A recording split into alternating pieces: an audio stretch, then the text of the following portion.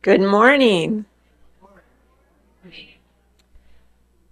Welcome to this place where we believe in intellectual freedom.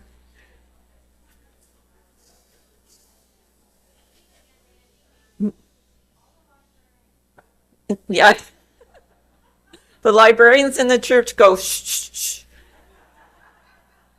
And there are a number of us here. Good morning. Welcome to this place where we believe in intellectual freedom. We believe in justice.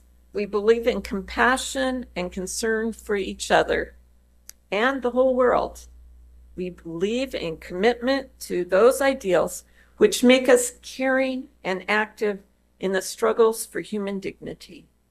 We are Unitarian Universalists. My name is Rita Salama. I serve on the worship team, the fundraising committee, and a few other things. I'm also the celebrant for today's service. But I don't do this alone. The experience here on Sunday morning is because of the greeters, Hideo, who puts our announcement slide together, our music coordinator, and our musicians, the coffee duty host, and our star baker, Diane McKenzie. Darius, our worship tech, Mari, and the RE volunteer, and our Zoom host. Currently, our services are lay-led until the time we have a new minister. If you are a visitor this morning, you are especially welcome here. We welcome everyone, every person of goodwill, just as you are, and with whatever beliefs you arrive with. You are welcome. We invite everyone to join us for coffee and treats after the service, both in person and on Zoom. And now if everybody will turn and wave to the people on Zoom, the camera is right above the exit sign back there. And then take a moment to greet those around you, especially if it's somebody you don't know.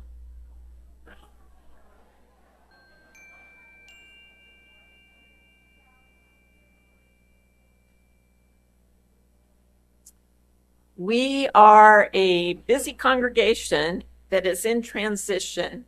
So we have a lot going on, which means a lot of announcements. So the service may go a little bit longer just because of all the different things going on. So Heather Coonrod, our hardworking board president, is going to come up with some exciting news.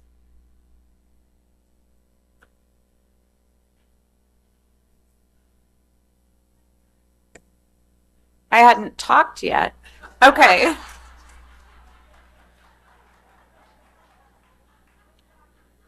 So I wrote this down because I promised Rita I could keep it under 4 minutes. Okay, so camping. A reminder that we have a camp out from September 4th to September 6th. Pretty much all meals are included. Camping is free. Just let us know. There's a sign on online or back there. Gary has the in-person one. Minister update. I gave you guys all an abbreviated version. So we had discussed opening our minister search to virtual and creative options in the short term. Creative options, I think, is the term I kept using. We explored hybrid possibilities, and we discovered that we could access some of the best and the brightest people who wouldn't relocate to Wenatchee. Our long-term goal continues to be full-time in-person minister. Search committee continues. It probably would be August when new contract starts. So we hope to hire somebody for next summer. Our current team was myself, Julie McAllister, Linda Harrington, Lee Post, and Leroy Farmer. So we were well represented, many of the committees, and it was good. So I can't give you a name today, but just full recommendation, all of us, wonderful services, lots of leadership, decades of experience, that will be able to come in and provide 50% virtual ministry. See, I got way off my notes. So we decided on 50% hybrid because that provided us the most options and because that saves us money so we can continue our plan to hire an in-person full-time minister while still providing leadership to what we're doing now.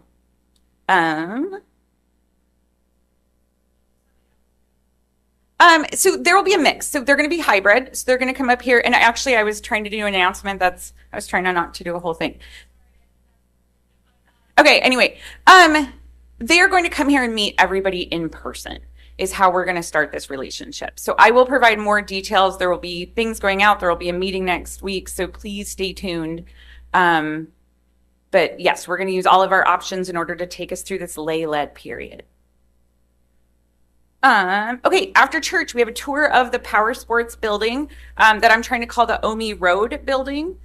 So we've had a parallel plan to build and buy in case the right thing came along. And there's a bunch of us who think the right thing came along. So we're still waiting on details on feasibility. We don't know if it'll work for CUUF or if we can, get a permit to be there yet. But the doors are open for us to tour at 12:30 today so that we can then make an informed decision next week. It's off Omi Garden Road next to URM. I think it's included on there. Anyway, good news, exciting stuff.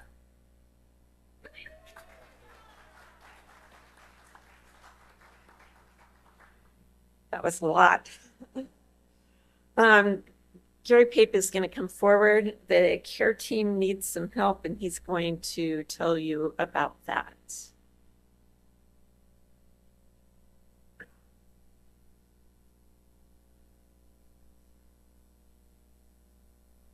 Greetings, everybody. So at our last care team meeting, we were talking about how best to link up folks who need a ride to church with people who can give them a ride to church. And we thought that the process that we have been using, which is an online platform called Lots of Helping Hands, isn't really doing the job.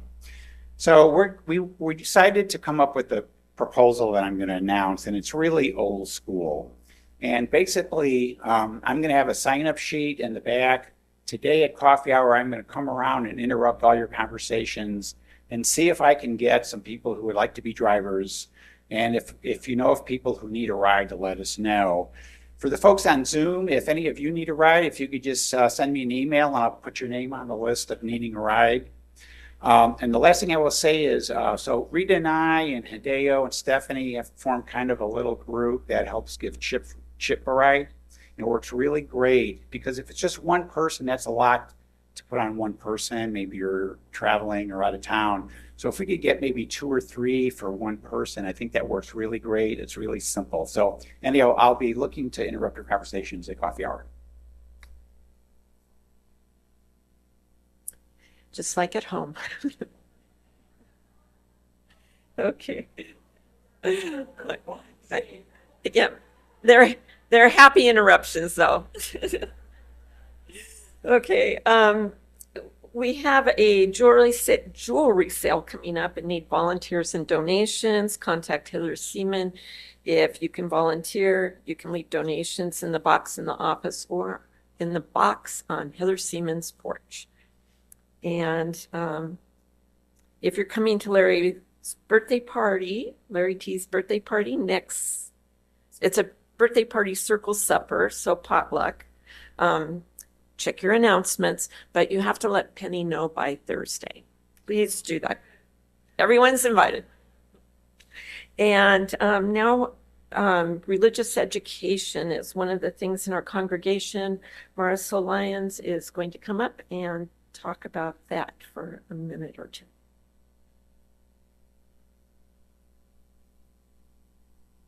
Okay, good morning. I'm the RE director and child care provider, and we're in need of RE volunteers and RE team members. So I'm going to go over both of the things and kind of what you have to do and what it entails. An RE volunteer, you'll need to complete an application and a background check, and then once that's cleared, I'll email you and you'll be able to sign up on Sundays and volunteer. My goal is to gain enough volunteers so all of our volunteers are able to continue attending CUUF services on a regular basis. And if we have enough volunteers and people would only need to volunteer about once a month or once every other month. That would be long-term goal.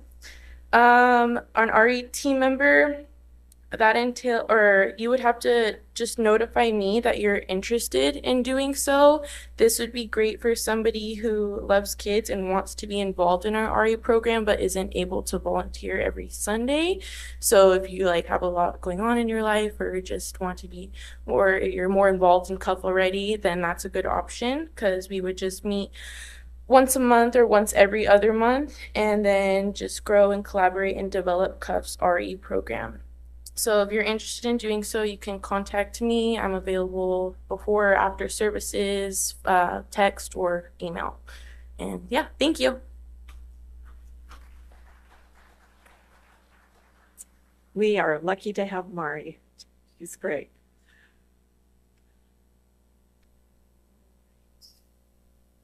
And then don't forget to check your emails on Fridays for the announcements with all the details.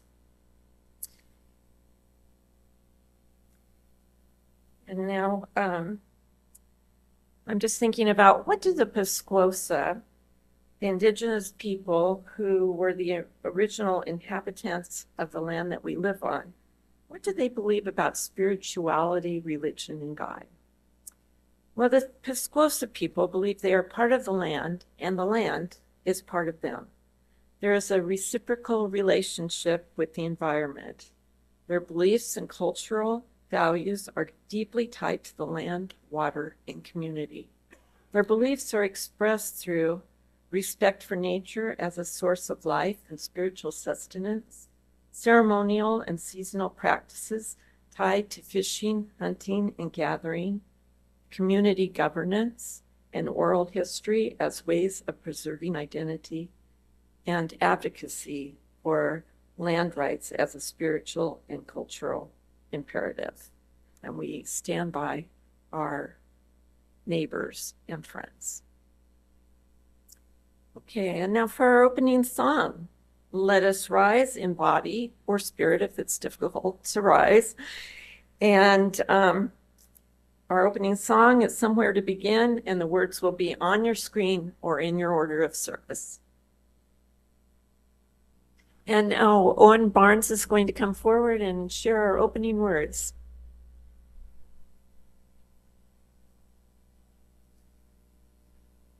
Good morning.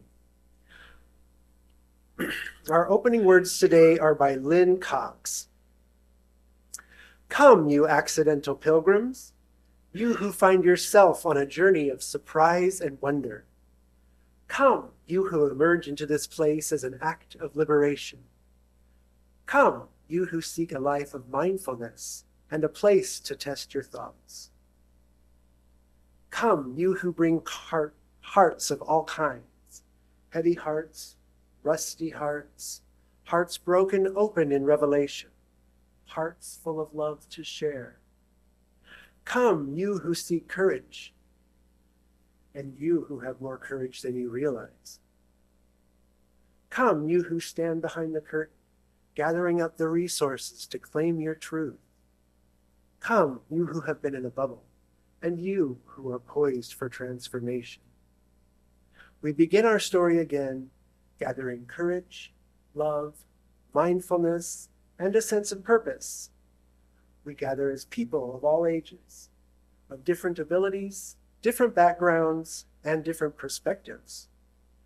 We share a covenant, a direction for our shared journey, and a commitment to encourage and challenge one another to spiritual growth. This path will ask much of us. Let us move forward with love.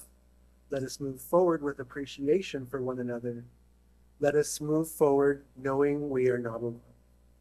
Whoever you are, whatever your gifts, you are welcome to join this journey.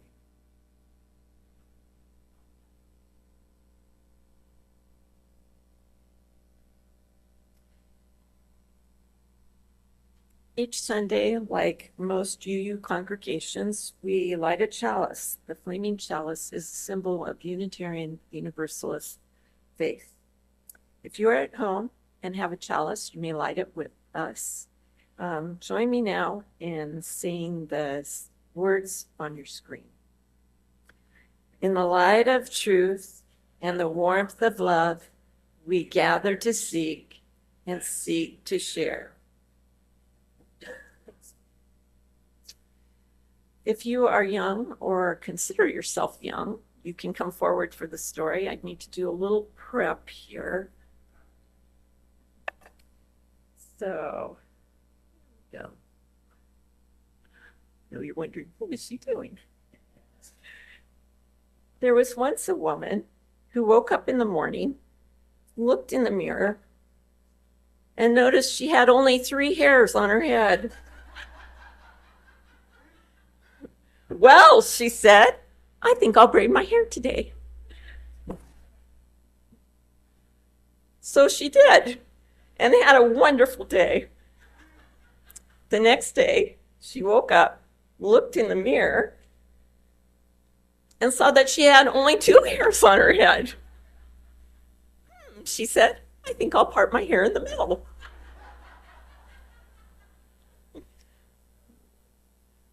So she did, and had a grand day.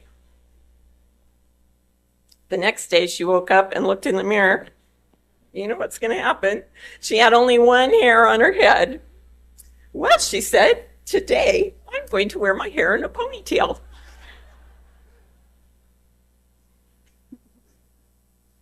So she did. And she had a fun day. The next day, she looked in the mirror and noticed there wasn't a single hair on her head. Yay, she exclaimed. I don't have to fix my hair today.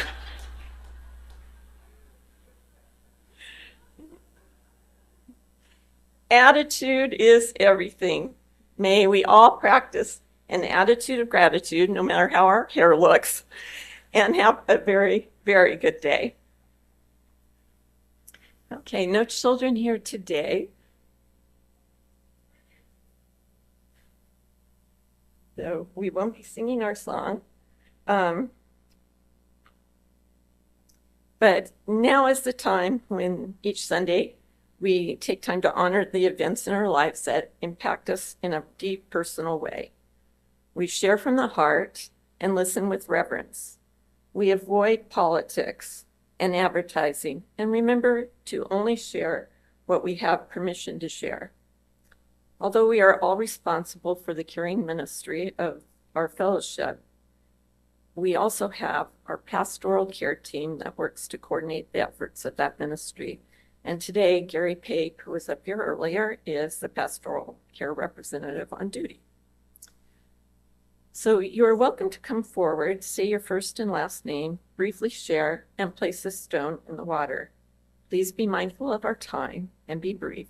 As Reverend Soley put it, give the Cliff Notes, not the novel. So I will place the first stone in the water.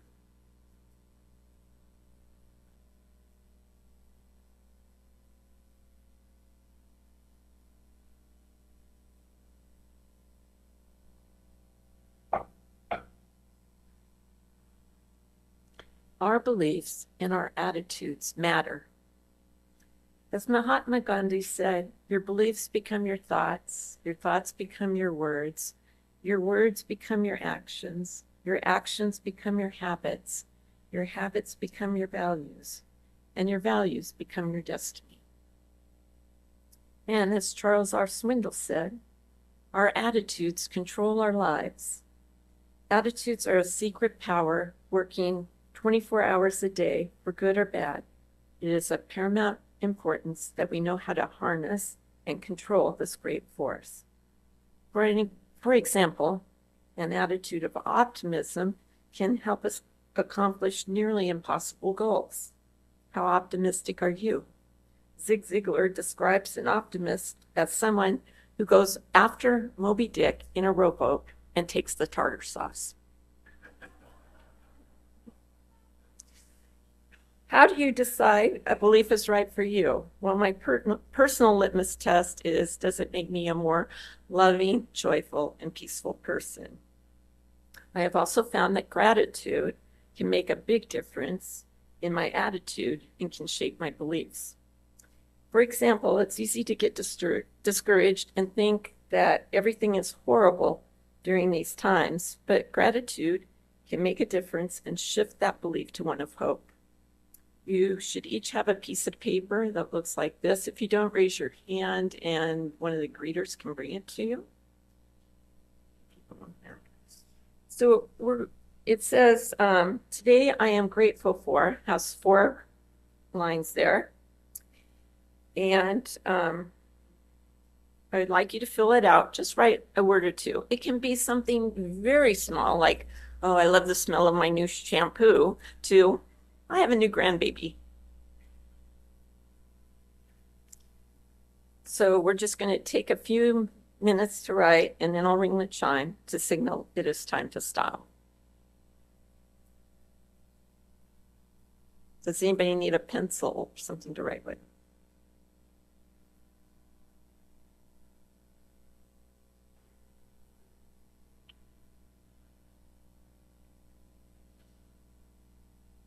You don't have to have them all filled out, but at least have one.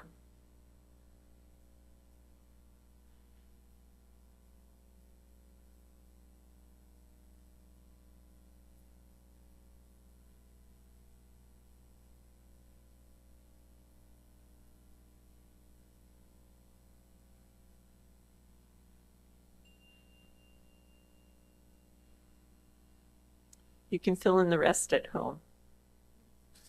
The paper also says, live joy, give joy. So choose one of your items, turn to someone around you, and give some joy by sharing your answer.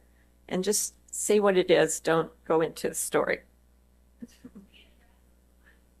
I am, you know.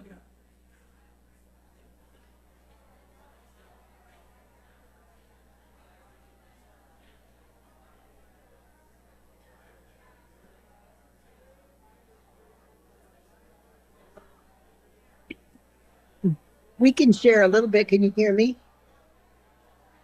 Are you guys able to hear me at all? I am. I'm up here in Cashmere, and the wind blew the smoke away. It's so gorgeous. I'm grateful for that. A day's reprieve, even if it's just a day's reprieve. Yeah. Thank you for sharing, Karen. A lot of joy in this place, a lot of joy. Take your paper home with you. Take your paper home with you and put it somewhere.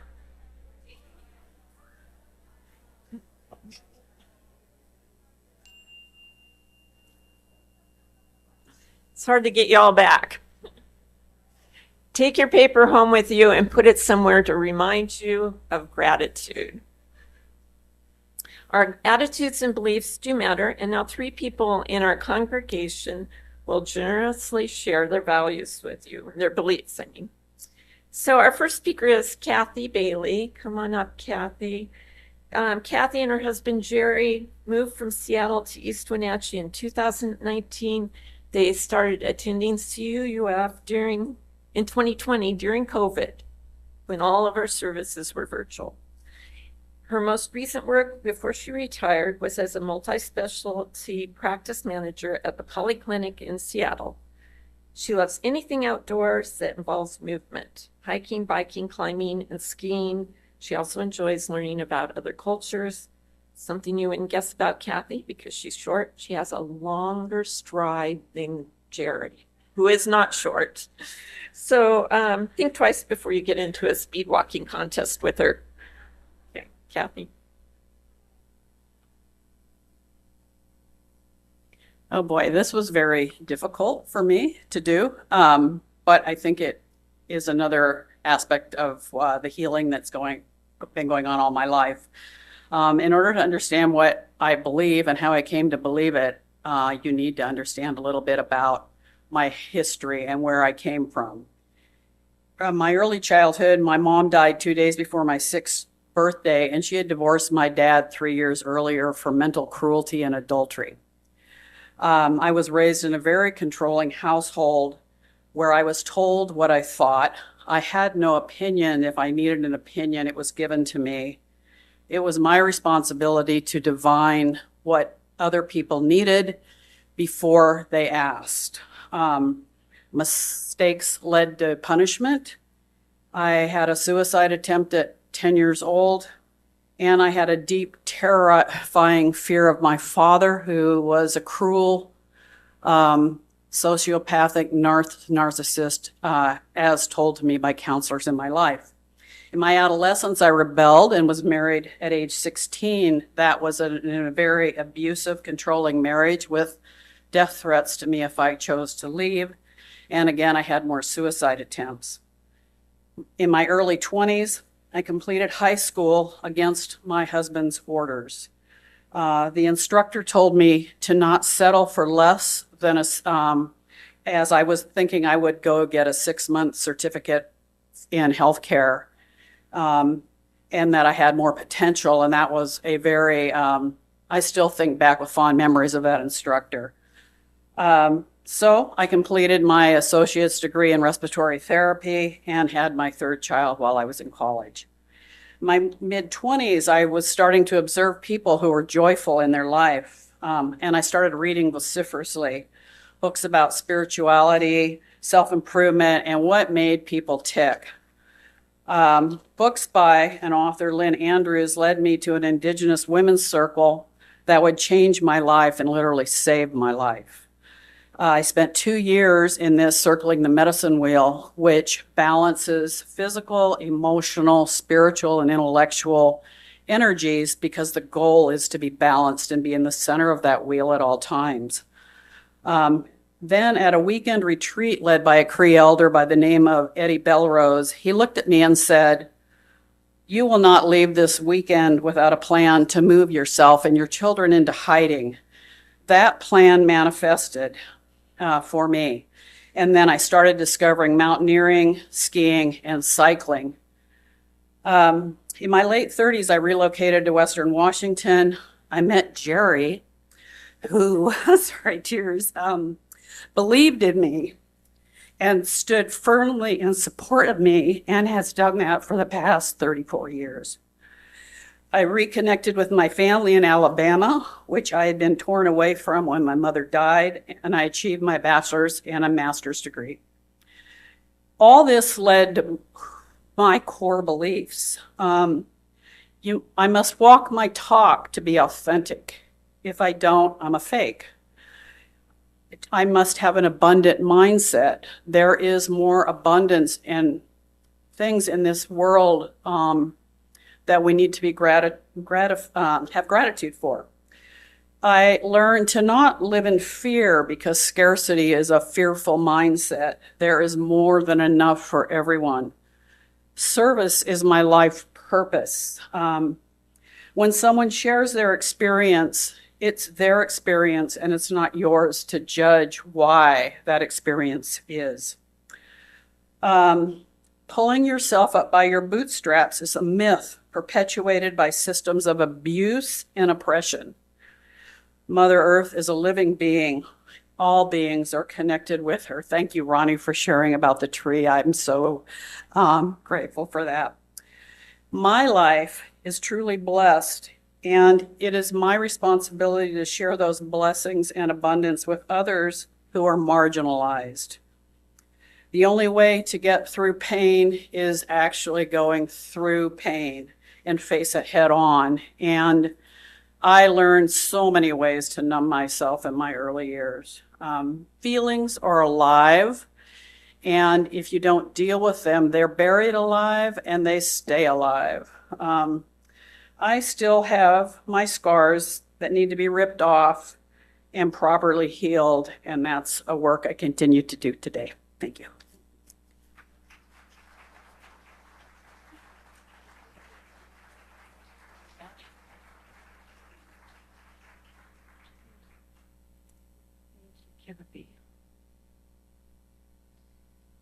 Our next speaker is Richard Knudson.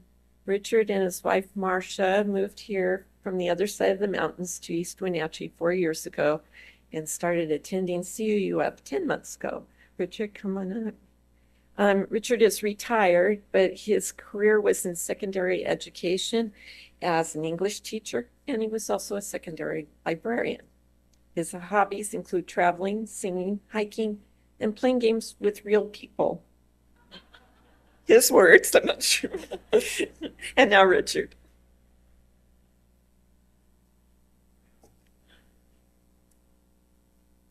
I believe in music.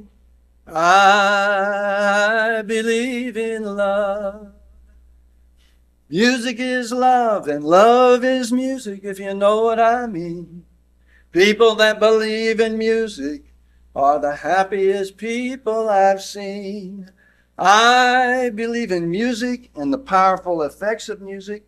I believe in the physics of sound and the gifts of nature, and that music has been a composer of my spiritual journey and made me so aware.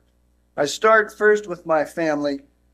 My mom was a piano player and a singer. She was a longtime member of the Methodist Church, and we grew up right next door to the Methodist Church.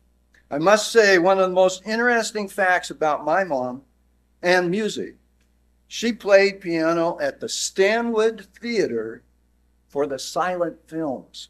I still have the book. Quick note, my dad was born in 1897 and my mom in 1903. I had 3 siblings from the mid-20s and mid-30s. I am 1947. In high school, my friend Beth organized Bobby and the Juniors, a mixed quartet. We sang folk songs like Tom Dooley. Think of the physics of sound. We know that sound waves are energy. With ultrasound, you might have seen the first pictures of your grandchild. Sound helping us see. Nature plays its part. If you paddle to the middle of Spada Lake on a clear day, you can sing or yodel at the top of your lungs and hear the echo come back to you with such clarity. Then the echo comes back again and again as it fades. I can imagine an ancient ancestral human discovering that. What do you think came first? The spoken word or a song? Spiritual journey. As I said, we lived next door to the Methodist Church, so as I moved into high school, I became a member of the church choir. In college, I earned a minor in music, and I earned extra money by singing at different churches. My heart remembers a Sunday at the Christian Science Church.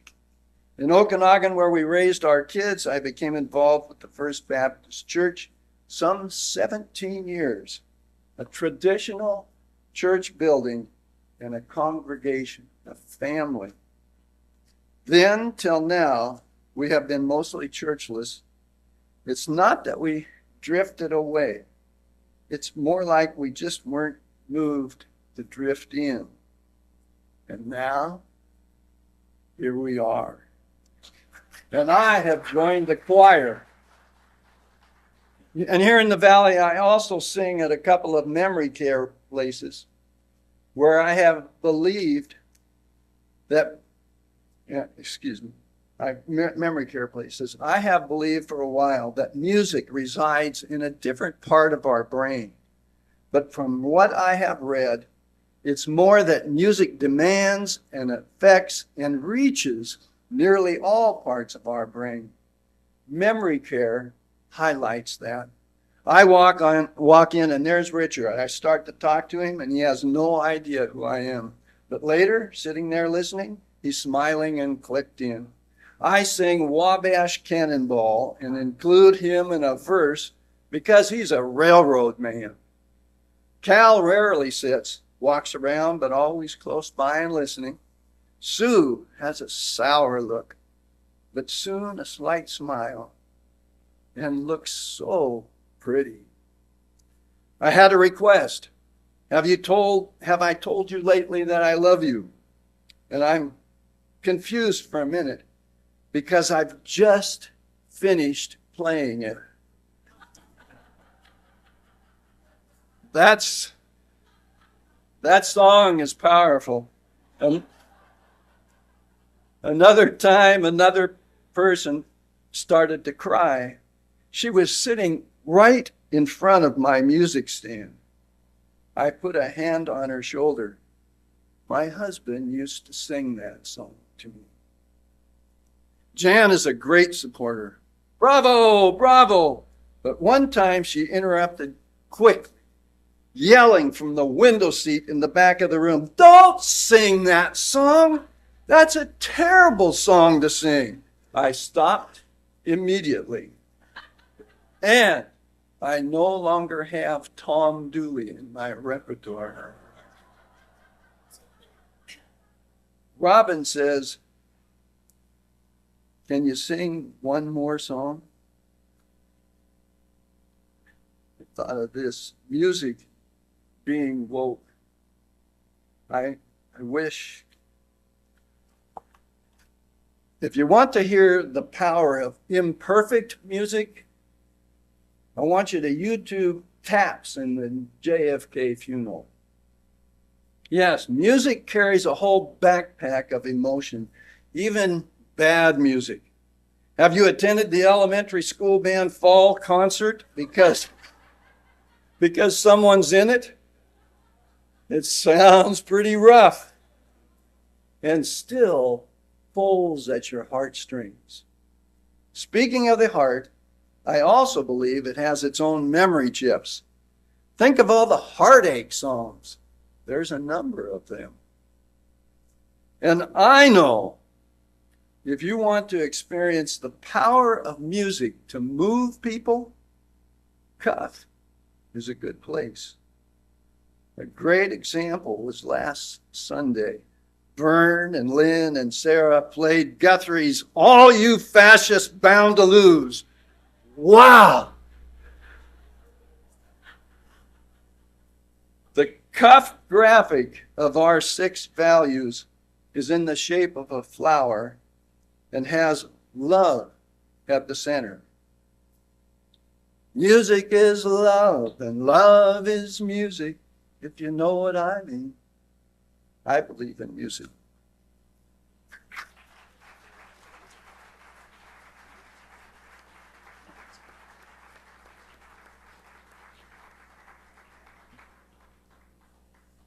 Our last speaker is Alan Dietz. Alan moved to Wenatchee in 2001, then moved to Bellingham for 2 years while his wife Louise went back to college at Western, then returned to Wenatchee in 2005. He has been a member here for about 1.5 years. Alan retired last September.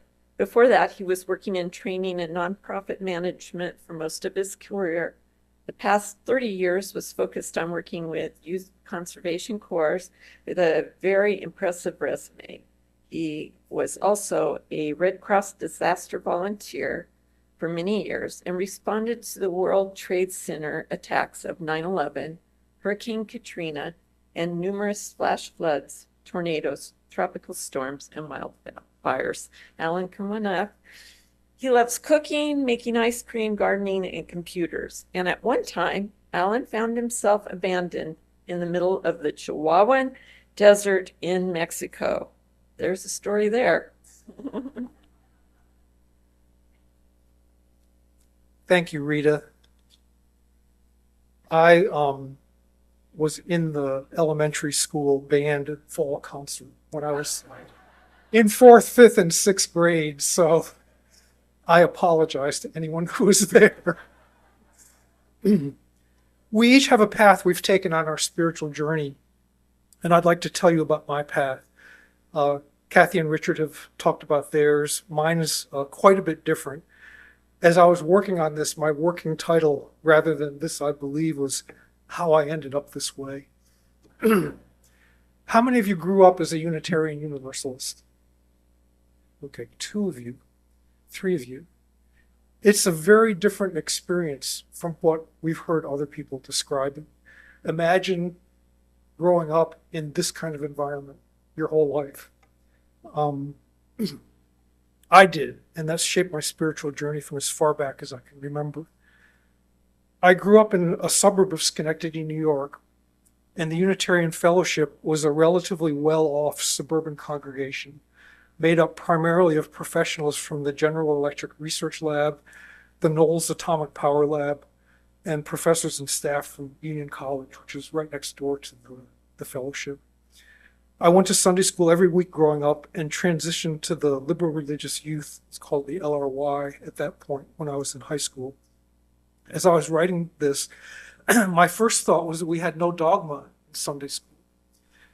And that's really incorrect because we were taught critical thinking skills and the scientific method.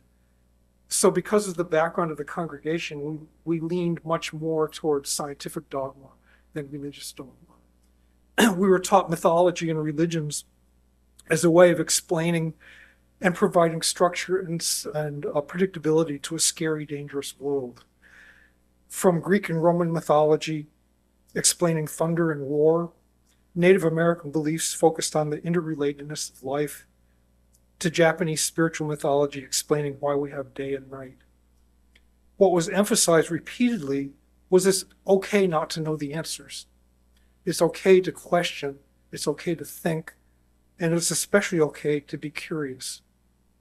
We were taught to confront evil with justice and compassion, especially in the 1950s when I was growing up, and the Holocaust was an example of the evil that we studied and learned about, especially what people did during World War II to help Jews escape persecution.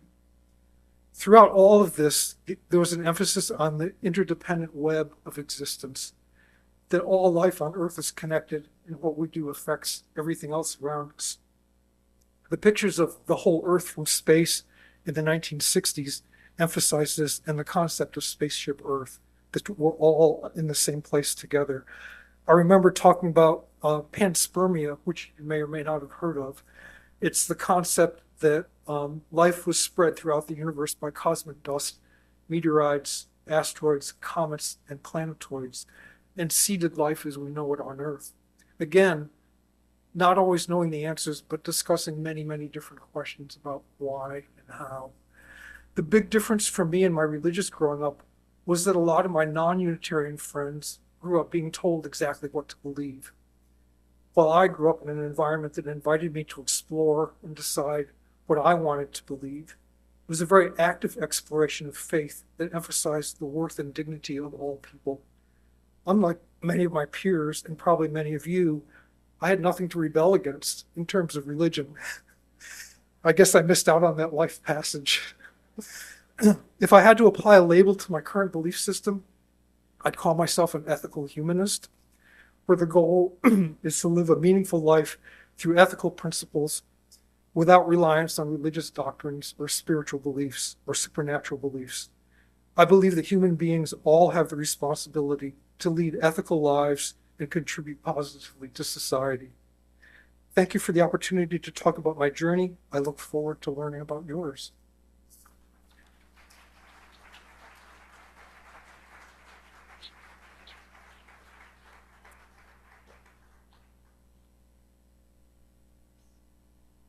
Well, thank you to Kathy, Richard, and Alan for generously sharing their beliefs and their personal journeys.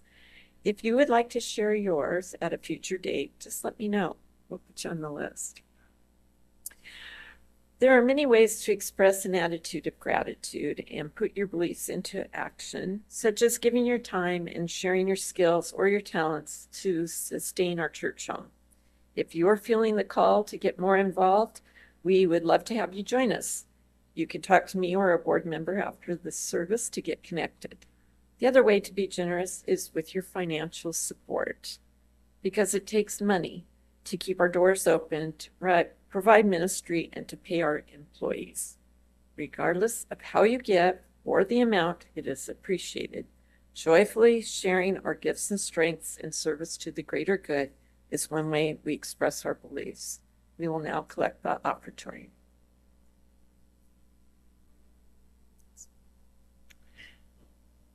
We are blessed by your generosity. May your gifts make a difference in our communities through the ministries of this church.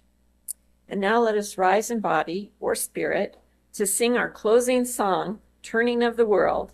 Their words are on the screen or in your order of service. Big thank you to our musicians this morning.